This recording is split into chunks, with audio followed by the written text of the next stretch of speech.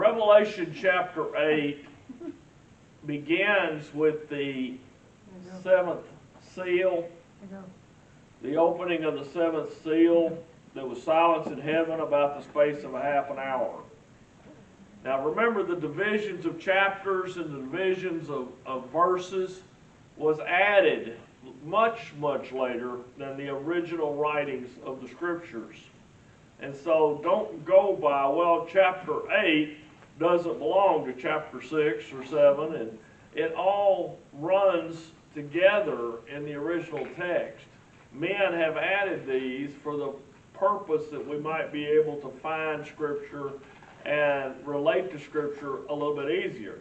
I cannot imagine saying, well, in the book of Isaiah it says, and y'all turn to the book of Isaiah and you find, we have the luxury of chapter 53 verse 1. We have that luxury, and it really helps out. But it's not verbatim that everything is written that way.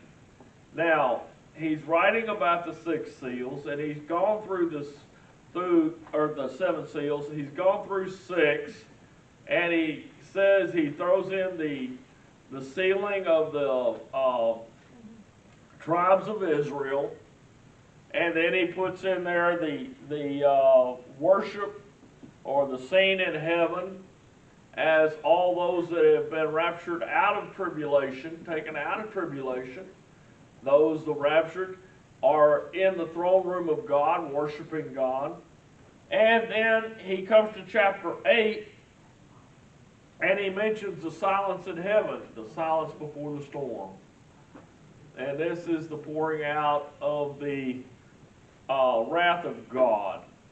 Now, chapter 8 is more or less, I believe, an explanation or a further detailed description of what happens in the previous verses or the previous seals, the time of the seals.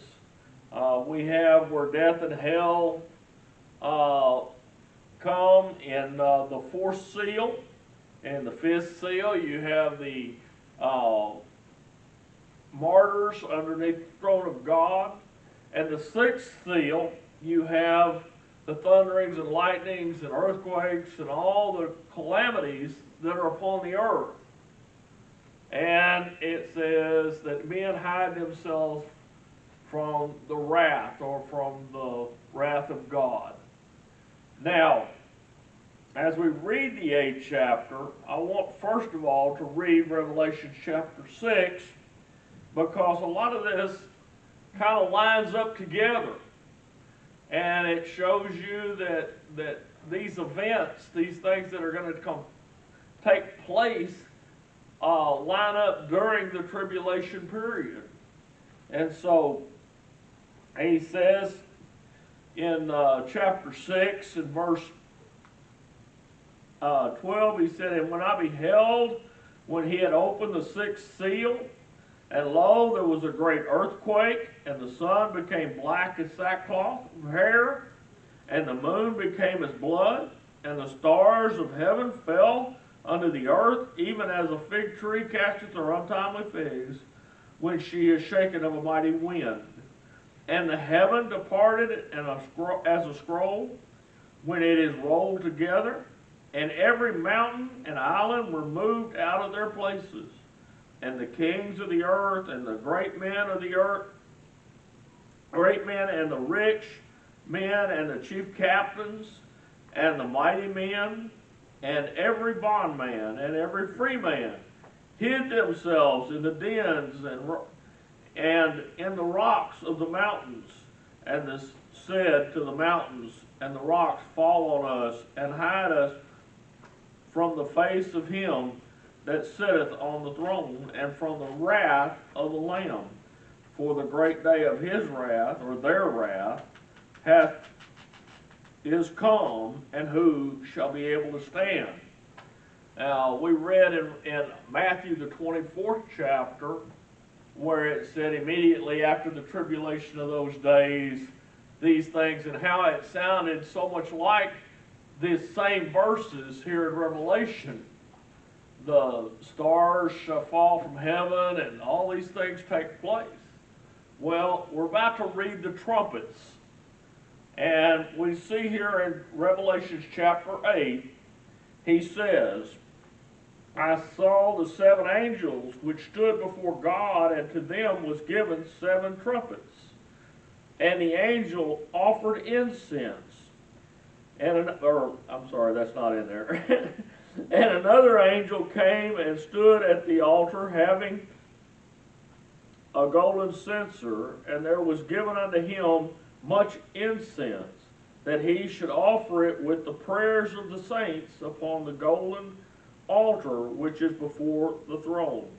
So you have the throne room of God, and you have this golden altar that is before the throne of God. And here, this angel comes in, this messenger comes in with a golden censer, and he fills it with the incense, and it is offered up before God as a sweet-smelling savor before God, the prayers of the saints and this incense. Well, the prayers of the saints are kept in vials in heaven, and they are poured into this incense, this lantern, or whatever it is, what does he call it? Censer.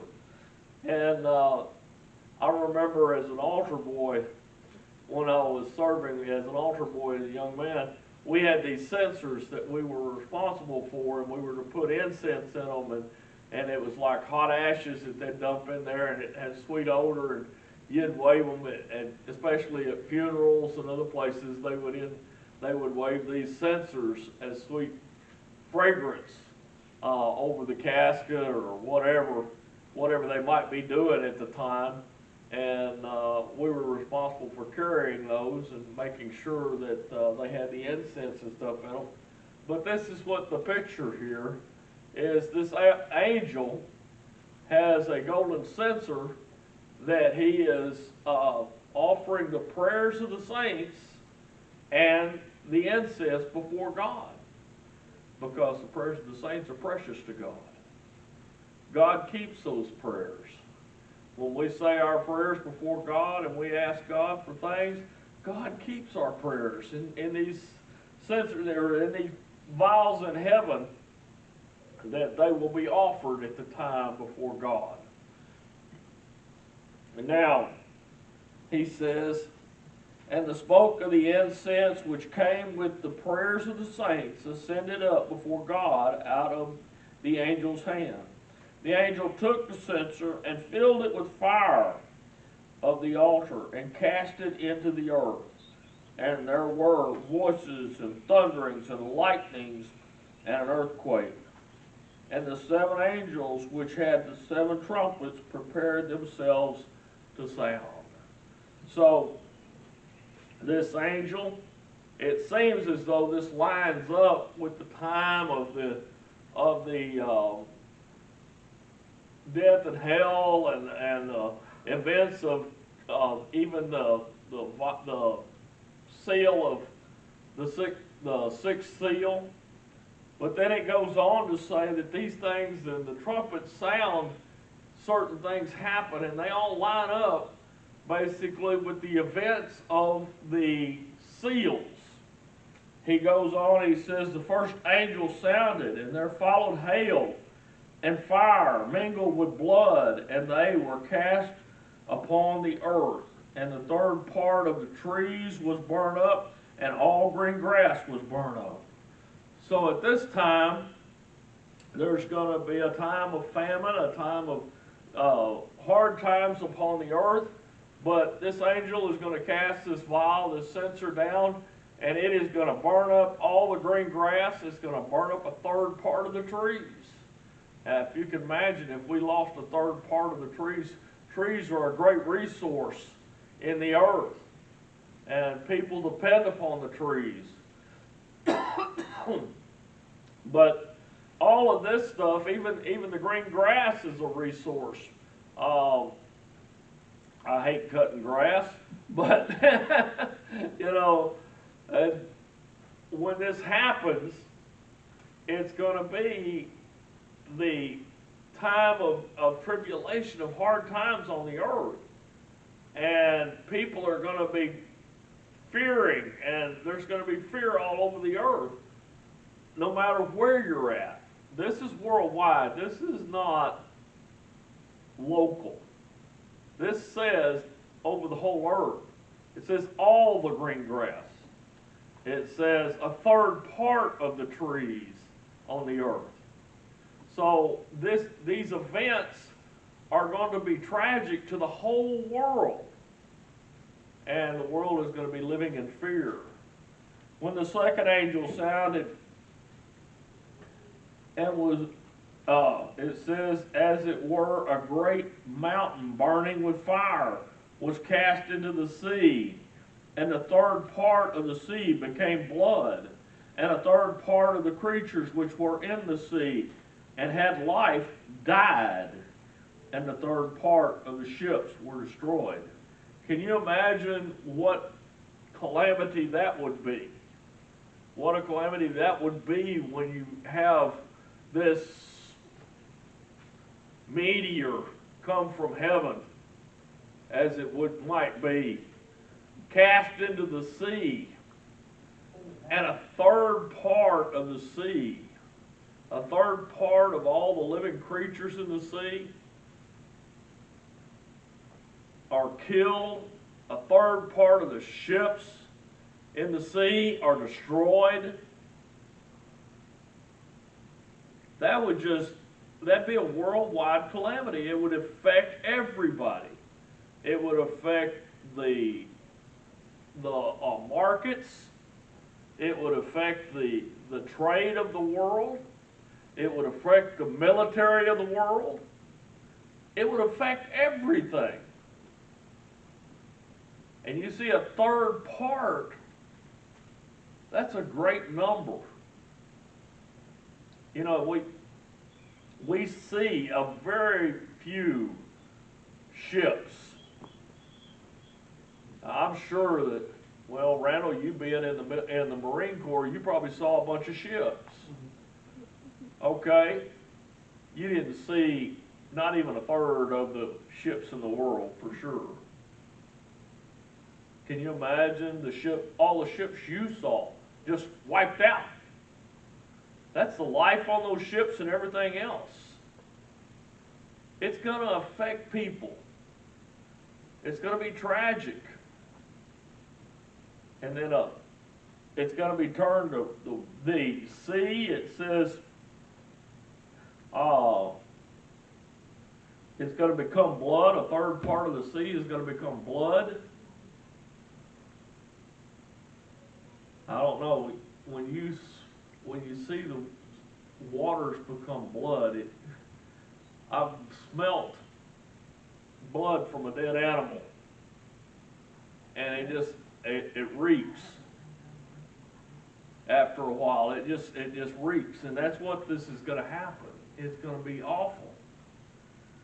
Then he says, and the third angel sounded, and there fell a great star from heaven, burning, as it were, a lamp, and it fell upon a third part of the rivers and upon the fountains of waters.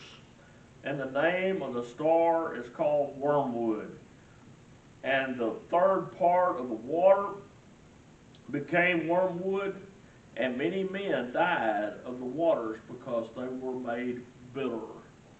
This is a poison or a bitter water that destroys life. And it's going to affect a third part. Notice a third part. It's a third part. It's only a part of the world. But it's a drastic. When you talk about 6 billion or 8 billion people in the world, and you talk about a third of that, you're talking about, 6, you're talking about 2 billion. You could be affected by this. and the fresh water supply, be difficult to live without fresh water.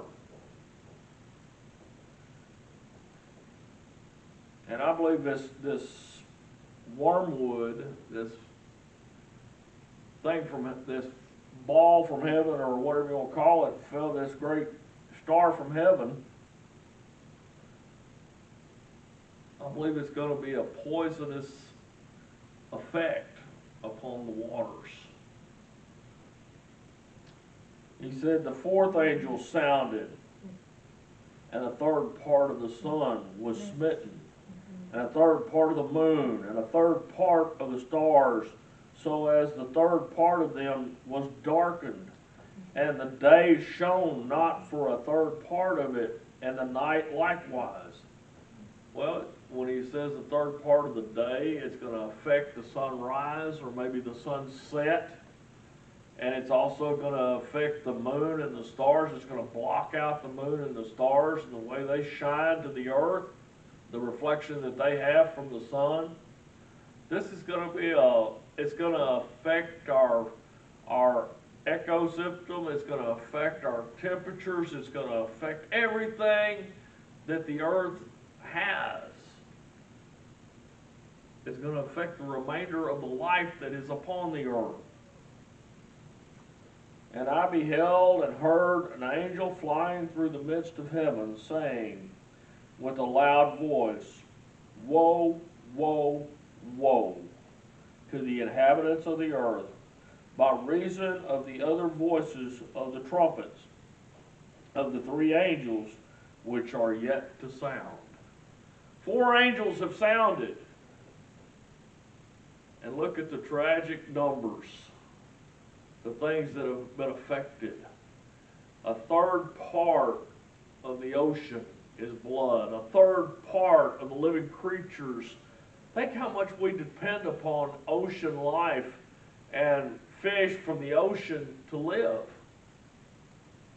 I mean, you think we live inwardly with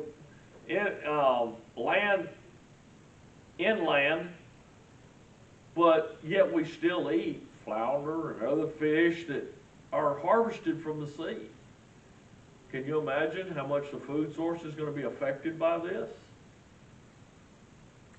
Well, you're talking about a third part of the ocean is blood, a third part of the life in the sea has been killed, a third part of the ships have been destroyed, a third part of the green grass, or all the green grass, a third part of the trees has been burned,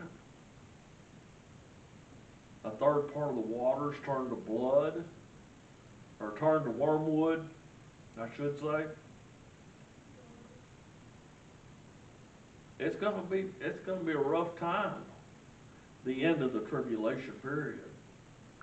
And I believe this time period, these things that we're reading about are leading up to the wrath of God, and I can see how that this would go into the wrath, the very beginning of the wrath, but most of it transpires prior to the wrath during the tribulation period. And it's going to be hard. But this is what Satan brings upon the world. This is what he has brought. Destruction and death. You know, we talk about what God has for us and the life and all that he offers us. And we think about what Satan offers the world is death and destruction. Now we have 3 woes that have been introduced. 3 woes that are going to come to the earth, and they're drastic. And they shall bring great destruction upon the earth.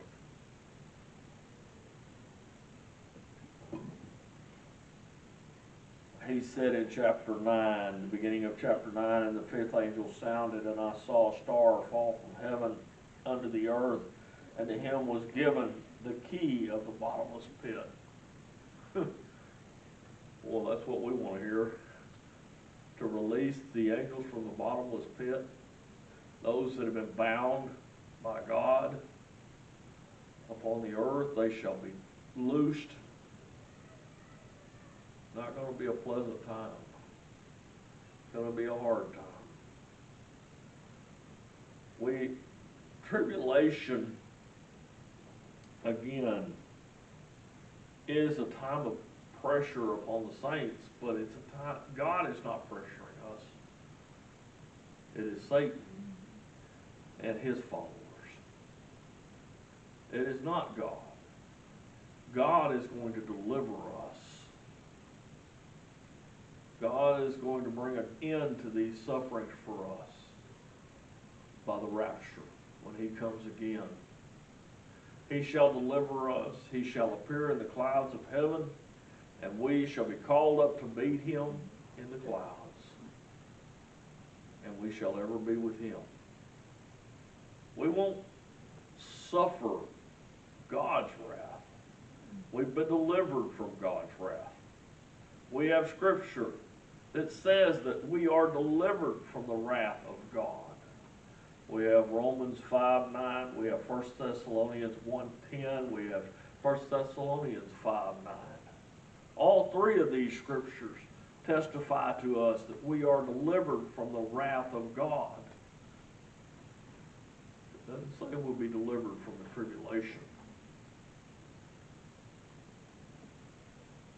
I'm preparing for the worst, but I know that it will be better. I know that when God comes again, when Jesus Christ appears in the clouds of heaven, it will be much, much better. Like Paul said, the sufferings which we have in this world cannot be compared to the glory which we will share with Christ in heaven.